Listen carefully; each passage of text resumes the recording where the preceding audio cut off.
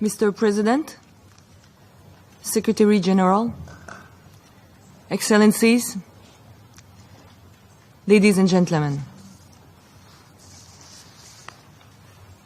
Last Wednesday's airstrikes obliterated Al-Quds Hospital in Aleppo.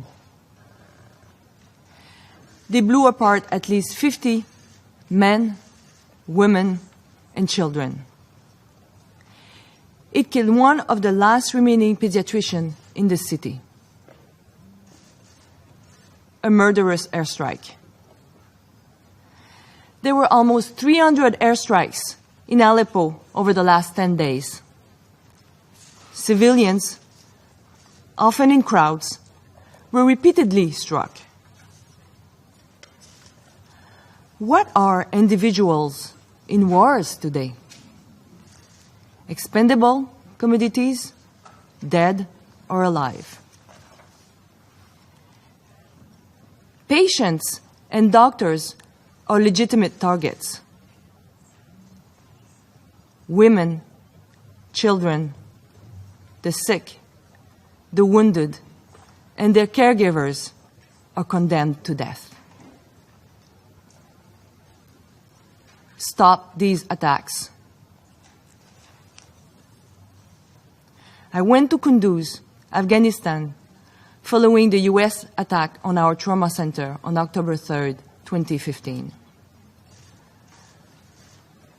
One of the survivors, an MSF nurse, whose left arm was blown off during the relentless airstrike, told me something that keeps haunting me daily.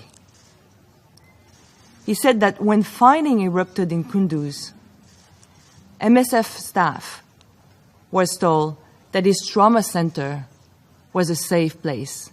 Over and over again, we said that. He told me, "We believed you. But did you know? Did you know that we will be bombed?" I told him that until October 3rd, I truly believe that the hospital was a safe place. I cannot say that anymore about any medical facilities on the front lines today. In Afghanistan, the Central African Republic, South Sudan, Sudan, Syria, Ukraine, and Yemen, hospitals are routinely bombed, raided, looted, or burned to the ground. Medical personnel are threatened. Patients are shot in their beds. Broad attacks on communities and precise attacks on health facilities are described as mistakes, are denied outright, or are simply met with silence. In reality, they amount to massive and discriminate and disproportionate civilian targeting in setting. In the worst cases, they are acts of terror. The effect of attacks against health facilities emanate far beyond those immediately killed and injured. They demolish routine and life-saving healthcare for all. They make life impossible. Full stop. On October 26, 2015, a Saudi-led coalition airstrike hit an MSF hospital in Aden, in the north of Yemen, leaving at least 200,000 people without life-saving care. It was the first of 3 of MSF facilities partially or completely destroyed in Yemen over a period of 3 months. Attacks on MSF facilities provide only a glimpse into the brutality of war. Attacks on other hospitals and clinics, and schools, markets, houses of worship are routine local health workers bear the brunt of these abuses. We are at a deadly impasse. We can no longer assume that fully functioning hospitals in which patients are fighting for their lives are out of bounds. Hospitals and patients have been dragged onto the battlefield. In Jazim, a town in southern Syria, citizens have protested in front of a hospital to prevent its reopening. They know what happens to functioning hospitals. We are facing an epidemic of attacks on health facilities, impeding our ability to do our core work.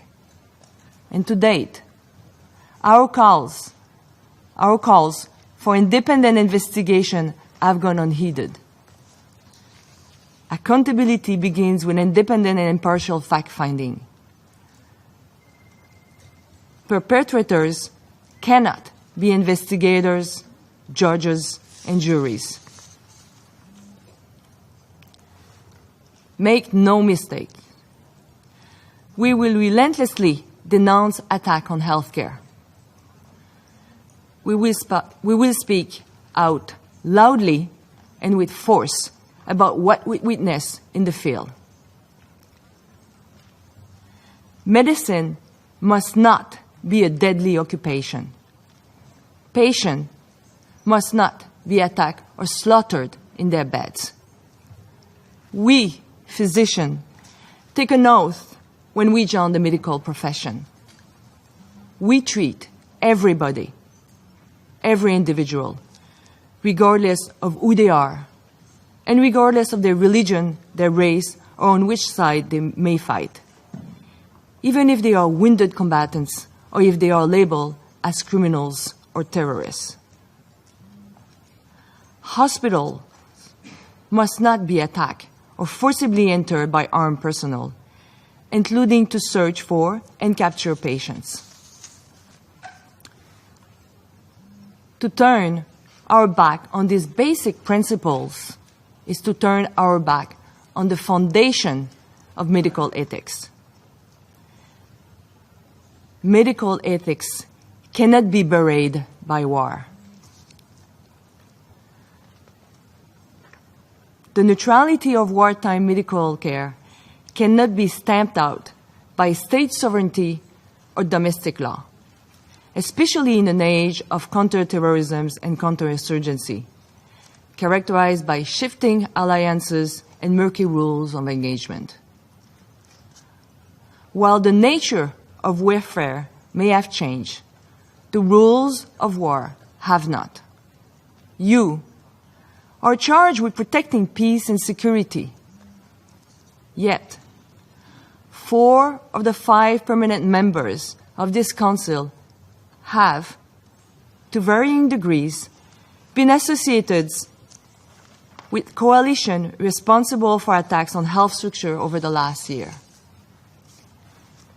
These include the NATO-led coalition in Afghanistan, the Saudi-led coalition in Yemen, the Russia-backed Syrian-led coalition. You, therefore, must live up to your extraordinary responsibilities and set an example for all the states. I repeat, stop these attacks. The discussion here today cannot amount to empty rhetoric. This resolution cannot end up like so many others, including those passed on Syria over the past 5 years, routinely violated with impunity. Healthcare in Syria is thematically targeted, and besieged areas are cynically denied medical care.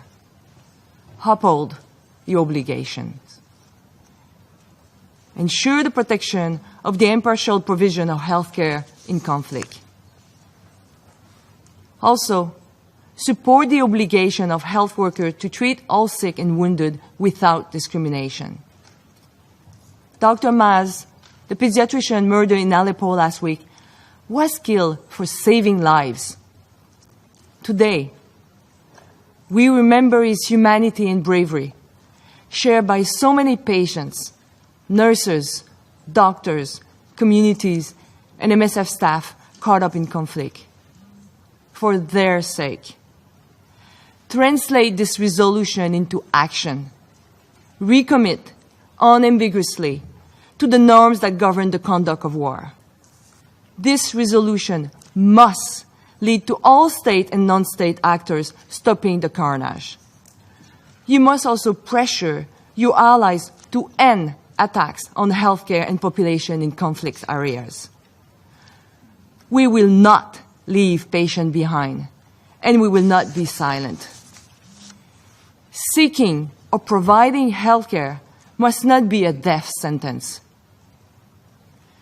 You will be judged not on your words today, but on your actions. Your work has only begun. Please, make this resolution save lives. Thank you.